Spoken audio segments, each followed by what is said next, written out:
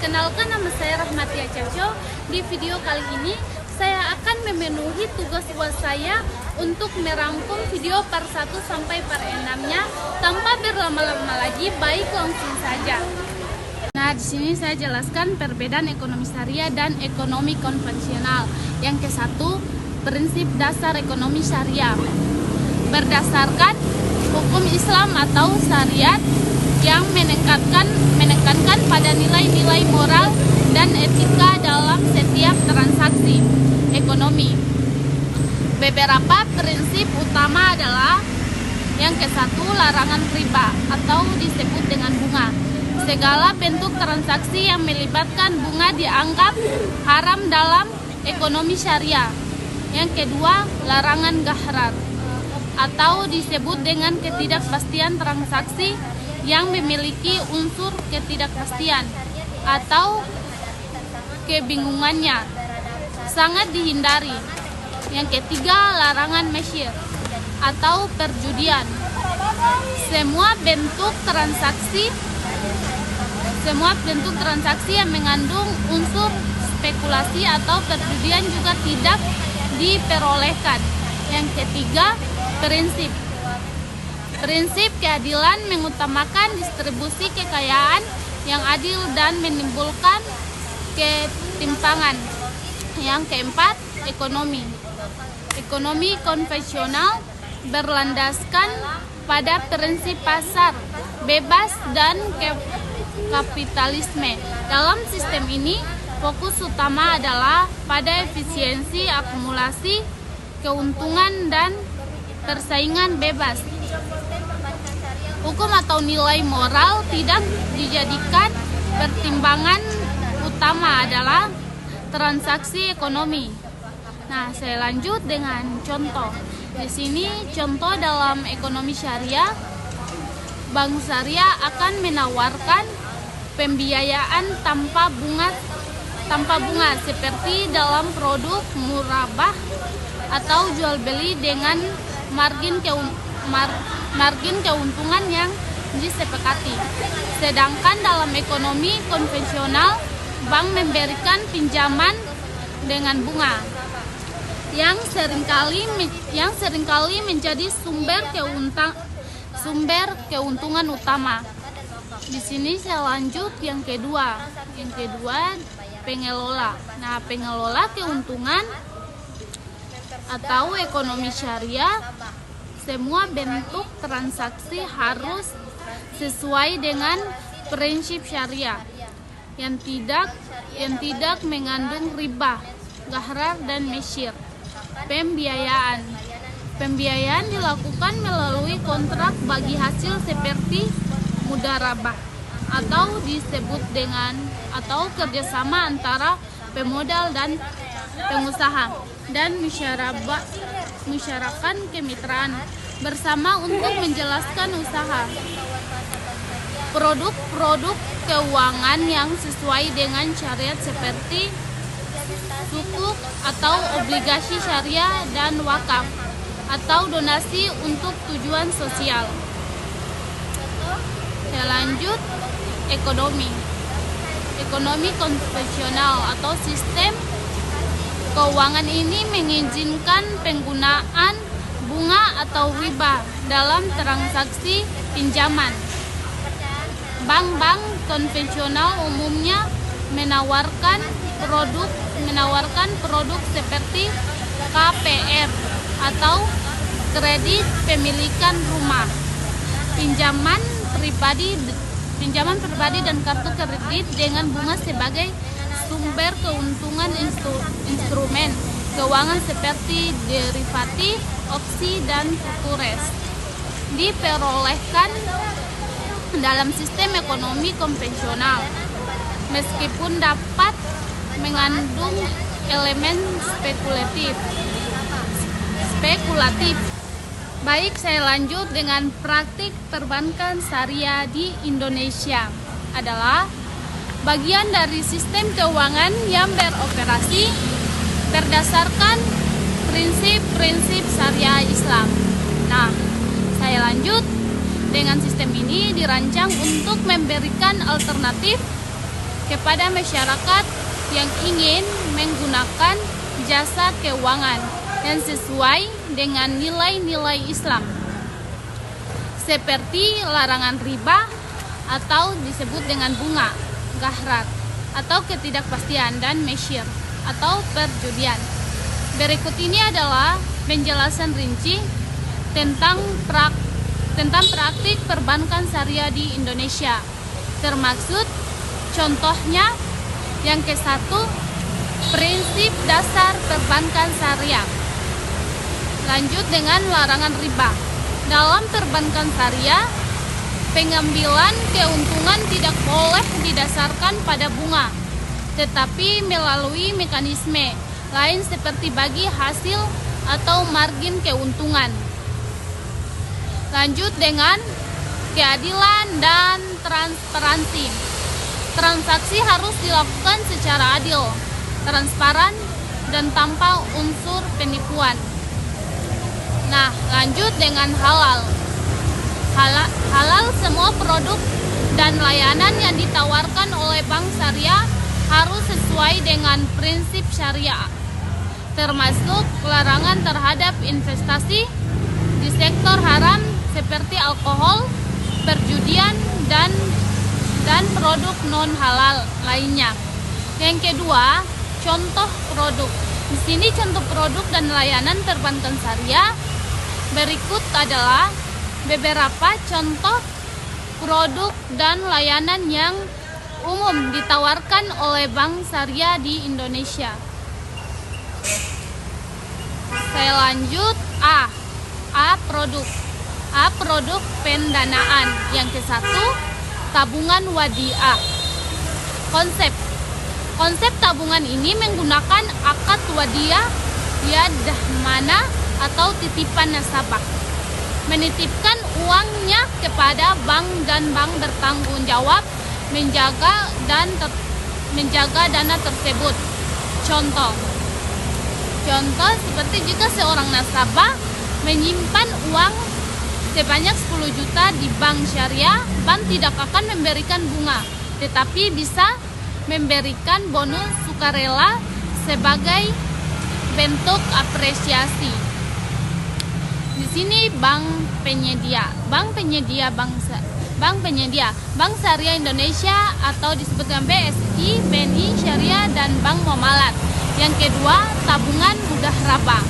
Konsep tabungan ini berbasis akad bagi hasil nasabah, memberikan modal atau uang, dan bank mengelolanya untuk kegiatan usaha.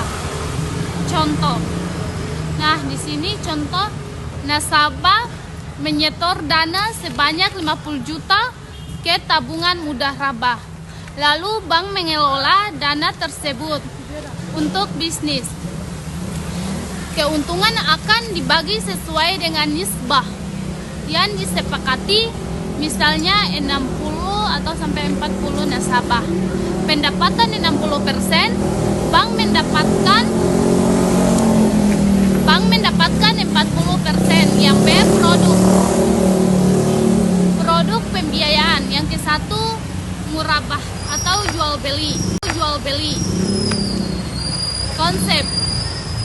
Konsep bank membeli barang yang dibutuhkan nasabah. Kemudian menjualnya kepada nasabah dengan harga yang sudah ditambah margin keuntungan. Nah, contoh nasabah ingin membeli mobil seharga 200 juta, bank akan membelinya terlebih dahulu dan menjualnya ke nasabah seharga 220 juta yang dibayar secara angsuran selama 3 tahun. Saya lanjut dengan bank penyedia atau BSI, bank muamalat, dan bank syariah. Yang kedua, musyarakah atau kerjasama modal. Saya lanjut dengan konsep bank dan nasabah bekerja sama menyediakan modal. Baik, saya langsung pengertian selanjutnya. mengenai optimalisasi infrastruktur dalam industri perkembangan syariah. Nah, merupakan upaya untuk memperbaiki dan meningkatkan seluruh aspek pendukung operasional perbankan syariah agar lebih efisien, inklusif, dan kompetitif. Infrastruktur yang optimal sangat penting untuk mendukung pertumbuhan industri. Selanjut, meningkatkan kepuasan nasabah dan memperluas jangkauan layanan ke masyarakat. Baik, berikut penjelasan tentang langkah optimalisasi beserta contohnya. Yang ke-1, optimalisasi infrastruktur teknologi informasi dan digital. Digitalisasi merupakan langkah strategis dalam mendukung layanan perbankan syariah agar lebih cepat, mudah, dan terjangkau. Langkah selanjutnya selanjut dengan optimalisasi. Nah, optimalisasi pengembangan aplikasi perbankan syariah berbasis digital atau mobile banking, internet banking. Peningkatan keamanan data nasabah dengan teknologi enkripsi dan sistem keamanan siber. Implementasi teknologi blockchain untuk transparansi transaksi sesuai prinsip syariah. Contoh Bank Syariah Indonesia atau disebut dengan BSI meluncurkan aplikasi BSI Mobile yang memungkinkan nasabah membuka rekening, transfer dana, hingga membayar zakat secara online. Di sini saya lanjut dengan penggunaannya. Chatbot berbasis kecerdasan buatan atau AI untuk memberikan layanan pelanggan secara otomatis. Yang kedua, optimalisasi infrastruktur jaringan dan cabang. Perbankan syariah perlu memperluas jaringan layanan agar dapat menjangkau lebih banyak masyarakat, terutama di daerah-daerah terpencil. Nah, saya lanjut dengan langkahnya, langkah optimalisasi. Di sini membuka cabang baru di wilayah dengan populasi muslim yang besar atau minim akses perbankan. Mengintegrasikan layanan perbankan syariah dengan agen banking atau layanan keuangan digital berbasis agen. Saya lanjut dengan contoh. Nah, contoh Bank Syariah Indonesia membuka layanan syariah banking corner di daerah pedesaan untuk memberikan akses perbankan tanpa harus mendirikan kantor cabang penuh. Program laku seperti program laku pandai oleh OJK memungkinkan masyarakat daerah terpencil mengakses layanan keuangan melalui agen bank syariah. Baik, saya lanjut dengan dalam mendukung perkembangan perbankan syariah digital terdapat berbagai lembaga dan industri pendukung yang berperan penting. Nah, mereka bekerja secara sinergis untuk menciptakan ekosistem yang kuat, inovatif, dan sesuai dengan prinsip syariah. Berikut adalah penjelasan tentang peran lembaga dan industri pendukung perbankan syariah digital beserta contohnya. Nah, saya lanjut. Contohnya yang ke-1, Dewan Syariah Nasional atau DSN MUI. Peran DSN atau MUI mengeluarkan fatwa yang menjadi panduan bagi perbankan syariah, termaksud dalam pengembangan produk digital. Baik, nah saya lanjut. Memastikan seluruh produk dan layanan digital sesuai dengan prinsip syariah. Contoh, di sini Contoh fatwa DSN atau MUI nomor 11 tentang uang elektronik syariah yang menjadi dasar pengembangan dompet digital berbasis syariah seperti link aja syariah. Yang kedua, Otoritas Jasa Keuangan atau OJK peran mengatur, mengawasi, dan memberikan izin untuk operasional bank syariah digital. Selanjut, mendorong inovasi layanan keuangan digital melalui program seperti regulatory sandbox. Contoh di sini, contoh OJK. OJK mendukung pengembangan neobank syariah seperti Bank Aladin Syariah yang menawarkan layanan perbankan tanpa kantor cabang fisik. Yang ketiga, selanjut dengan Bank Indonesia BI. Peran mengatur sistem pembayaran dan infrastruktur digital yang digunakan oleh bank syariah. Mendukung pengembangan KIR Kode Indonesia Standar atau KRIS untuk transaksi syariah. Contoh, nah di sini contoh Bank Indonesia mengintegrasikan layanan perbankan syariah ke dalam sistem KRIS sehingga nasabah bisa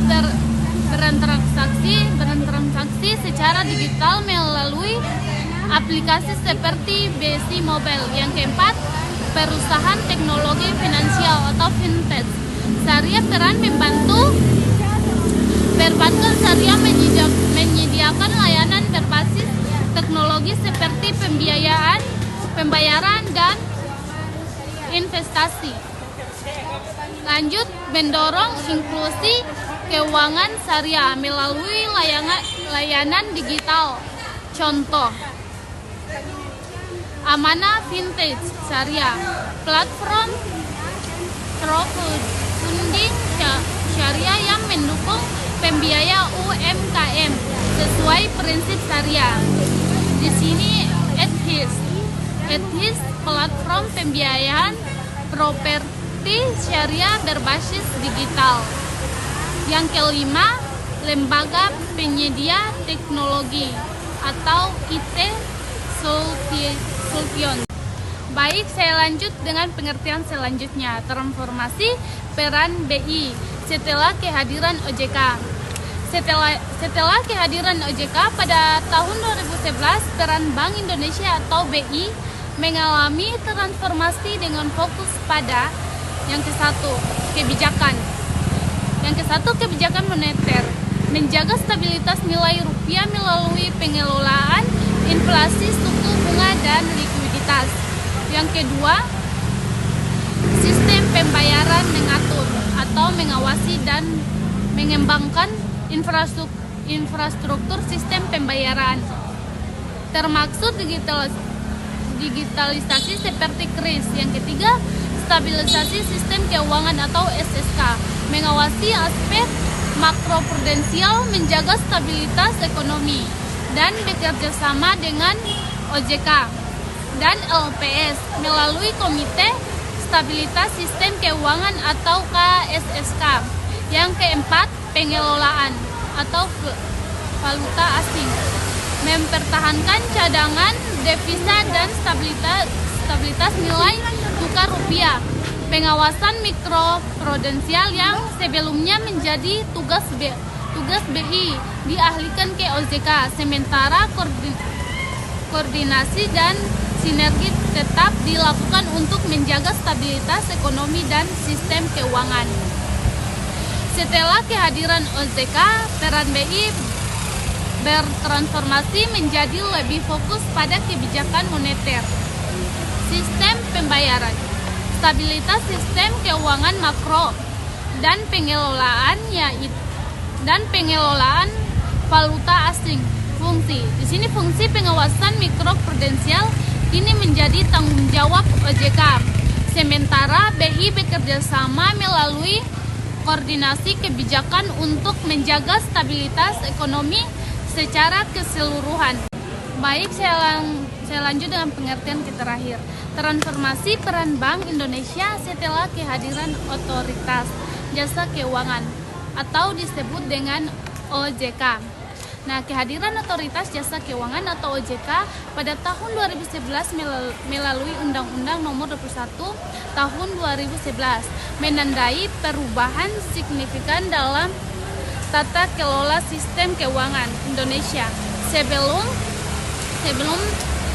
terbentuknya OJK, Bank Indonesia atau BI memiliki tanggung jawab penuh atas pengaturan, pengawasan, dan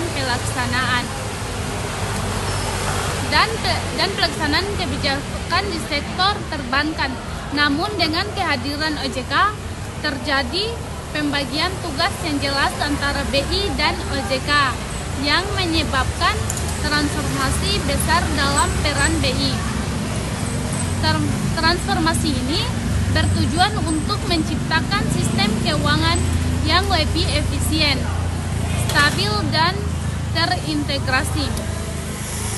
Nah, sekaligus memastikan sinergi antara otoritas keuangan dalam mendukung perekonomian nasional. Lanjut, peran bank. Di sini peran Bank Indonesia sebelum kehadiran OJK. Sebelum OJK berdiri, Bank Indonesia memegang 3 fungsi utama. Kebijakan moneter, mengatur tingkat suku bunga, inflasi, dan likuiditas untuk menjaga stabilitas harga dan perekonomian. Nah, stabilitas sistem keuangan, mengawasi perbankan sebagai bagian dari stabilitas sistem keuangan nasional. Nah, sistem pembayaran di sini, sistem pembayaran mengatur dan mengawasi sistem pembayaran agar berjalan lancar, efisien, dan aman. Dengan tugas-tugas tersebut, BI menjadi otoritas tunggal dalam pengelolaan sistem keuangan dan perbankan.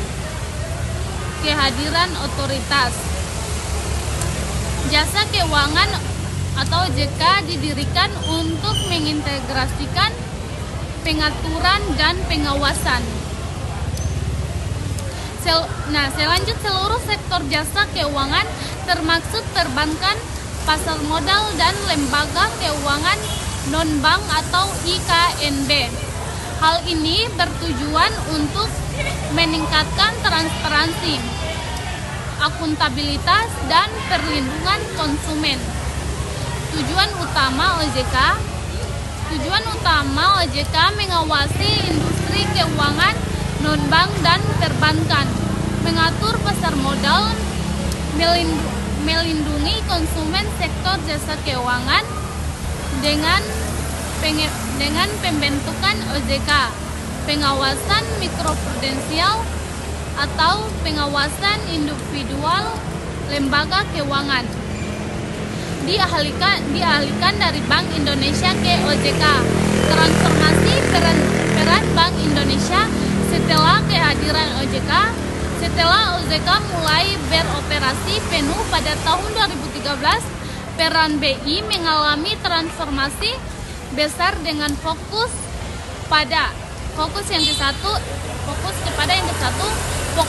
kebijakan moneter atau BI tidak lagi mengawasi perbankan secara langsung, tetapi fokus kepada kebijakan moneter untuk menjaga stabilitas nilai tukar. Peran Bank Indonesia setelah kehadiran OJK. Setelah OJK mulai beroperasi penuh pada tahun 2013, peran BI mengalami transformasi besar dengan fokus pada